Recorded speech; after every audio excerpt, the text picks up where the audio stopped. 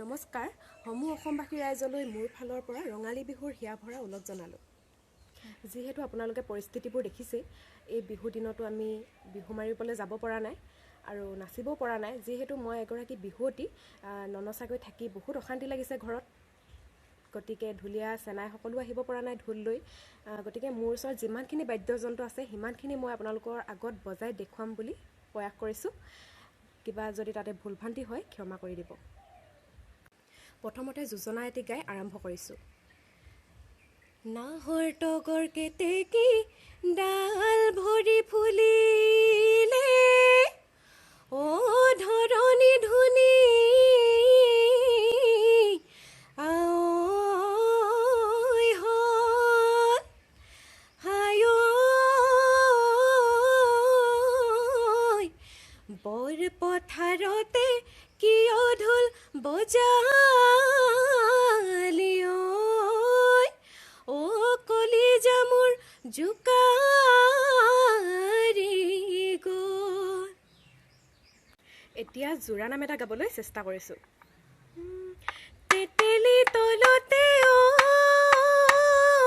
বহনা বিহুৱান বৈ আছিলোঁ, বিহুৱান বৈ আছিলোঁ, দুটি মূৰে ৰাখিলোঁ, দুটি মূৰে ৰাখিলোঁ আছোঁ, বিহুৰে তলিতে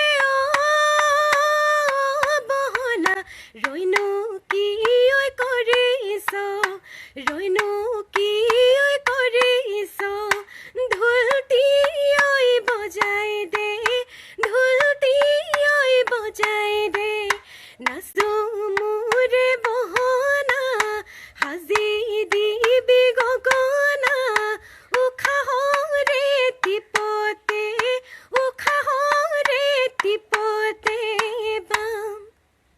এতিয়া গগনা বজাবলৈ চেষ্টা কৰিছোঁ।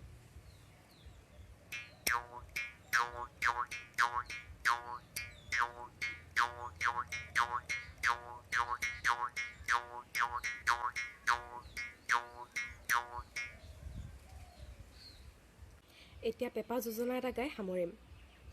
নৈৰে চালনা কোনে পাতে ডিঙৰা, কোনে পাতি গলে ঐ চেপা, থৰ লাগি ককাইতে কি কথা ভাবি চৈ, বজাই দে কলিয়া পেপা। সকলো ঘৰত থাকক, সুস্থ থাকক, ধন্যবাদ।